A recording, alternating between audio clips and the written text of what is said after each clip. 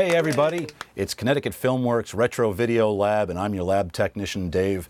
Here we take old video gear, hook it up and see how it works so many years later. So I love old video gear. I got into television because of my interest in cameras, and as a kid I couldn't afford a camera like this because it was just wickedly expensive. But thank goodness for Craigslist and eBay. All these cameras that cost thousands of dollars are now pennies on the dollar, and you can pick them up left and right on eBay. So, you guys thought I was going to probably check out this JVC camera, the Marty McFly camera, but you're wrong.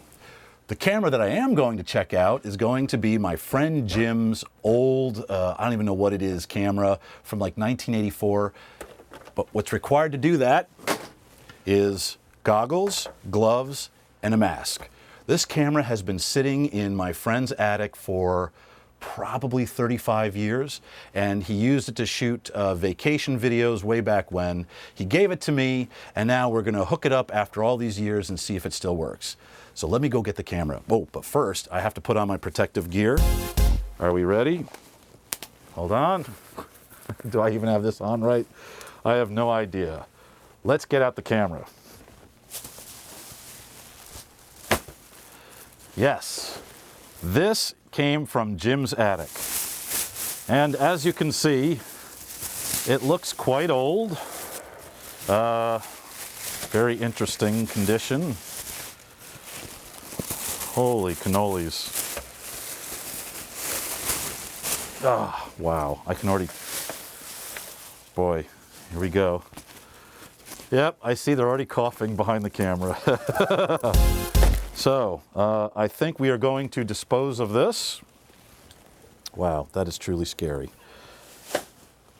All right, so what do we have here? We have a vintage General Electric Nuvicon video camera. What model was this? Where the hell is the model number? Do we really care? No, it's probably from it's definitely from 1984.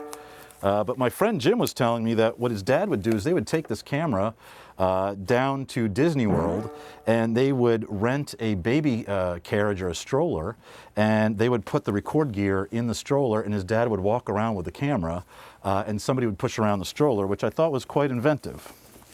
All right, so first things first, we got to kind of get this thing together. Ah, the viewfinder. Oh wow, and microphone. This camera has probably seen better days, most likely. So this is what we got so far. So how about that? So we're getting it put together. I'm not going to worry about the recorder pack because I think the recorder pack, those things are generally dead. I really want to see the camera and to see if it will actually record a decent image after being in a bag all these years. You know, the camera isn't actually, here, I'll hold it up for you, Andy. The camera is actually in pretty good condition, but you know, what happens with these Nuvicon or any cameras that have tubes, over time the tubes tend to basically die out. I like these sort of things, so I always like to try them out. I have a bunch of other cameras that I'll demo in other future episodes.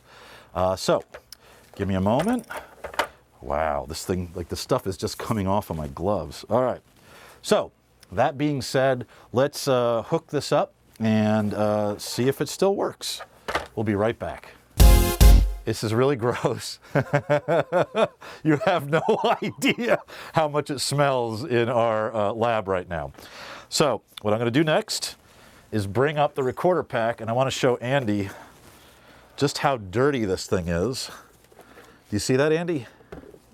So you can see where I've already taken my finger when I looked at it, and just that's how much grime there is, and I don't even know. That might be from the leather bag. I have no idea. Or it's just mold spores, and right now we have a problem. So what I want to do is maybe clean this up a little bit before we turn it on. And I'm going to take this power brick, and I'm going to plug it into the pack. The pack will supply power to the camera. I'm going to fire it up, and I'm going to see if anything appears in the viewfinder.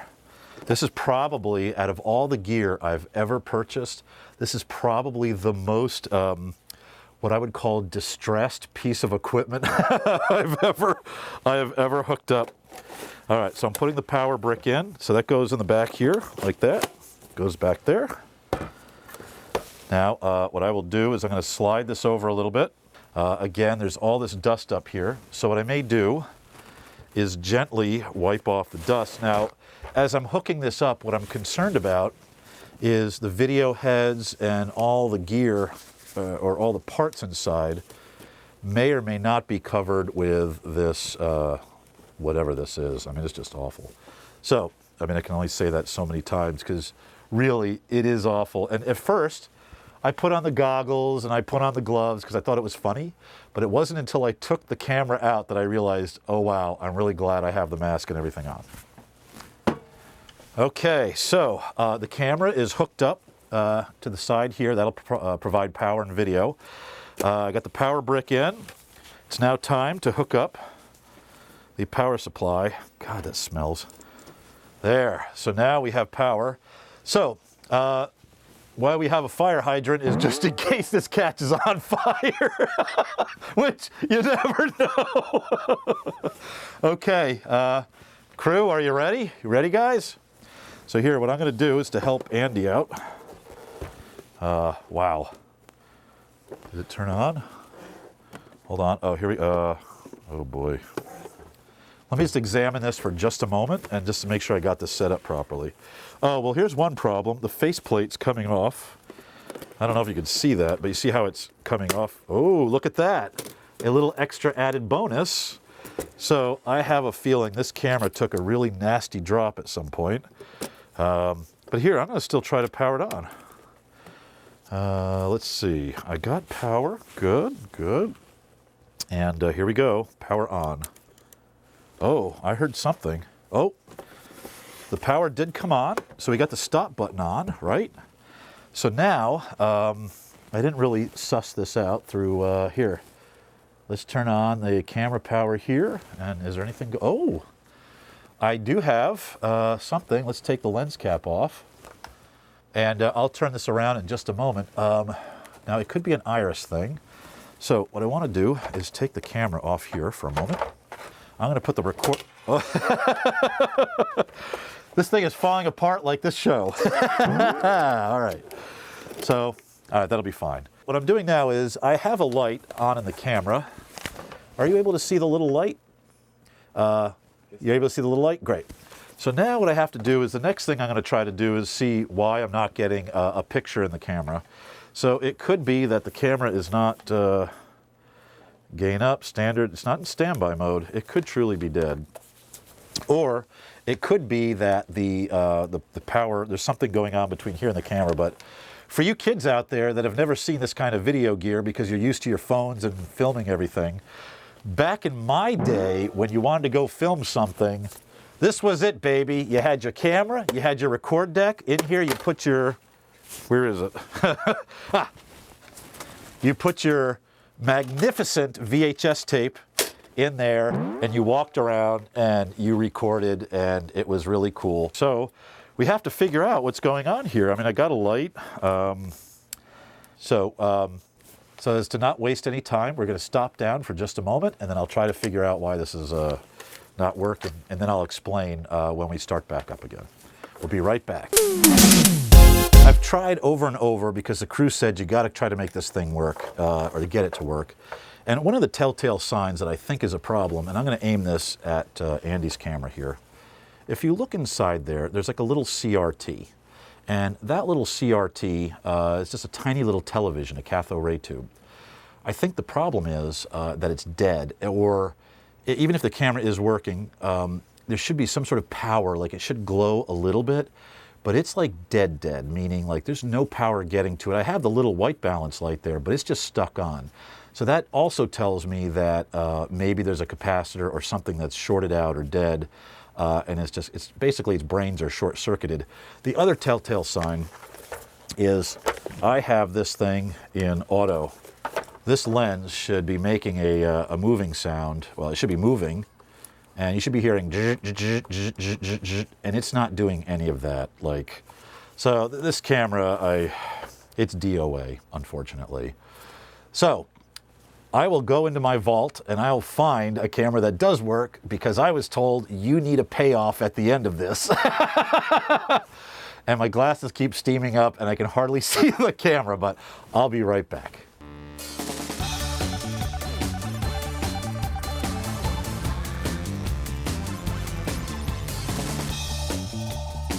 Okay, I am so glad to get rid of that nasty mess. Good riddance, gone General Electric camera. But what I did find was one of my Canon cameras, which is basically the equivalent of that General Electric camera. This is a Canon VC10, and I will tell you one thing about this camera. I think I had to buy about 4 of them on eBay until I found one that actually worked. Quite simply, the telltale signs that a camera is going to work are really simple, once you hook it up to the power supply. The thing that didn't happen on the GE camera that's happening here is, if you look at the viewfinder, you will see that the CRT is actually working. So you can see that there's a bright picture in there. I haven't taken the lens cap off, but here, I'll take it off now. And we got a shot of that. Great, okay. Next, the other thing is, the autofocus wasn't hunting around on that camera. And I think, wait, let me turn on the autofocus. Here we go. Hunting around. I did hear the motor go. The auto iris, or the autofocus is hunting around. But next, if you see over here, whoops, oh here, let me tighten this down. You'll see a picture. Still works after 37 years, and that's, oh, there's the autofocus, it's hunting around. Cool. So what I want to do now is I want to give this camera to one of our crew guys, and we're going to film the end of our show with this camera. So here we go. All right, so we hooked up the old VC10, and well, the picture's not super great. It's funny, our cameraman, who's a lot younger than myself, said, hey, where's this and where's that? And I'm like, these cameras didn't have any of that stuff. The picture doesn't look great, probably because, one, the tube is degraded over time, and we are so used to looking at 4K imagery and even HD imagery that when we see this, I don't know, there's like, maybe, we've been really spoiled over the years. But it works, and it's kind of fun to look back and see me in a time tunnel. Gosh, I wish I had my hair back, but well, you can't have everything. Anyway, my name is Dave the Lab Tech, and thank you for watching Connecticut Filmworks Retro Video Lab. Tune in next time when we'll have a different camera to check out. Bye.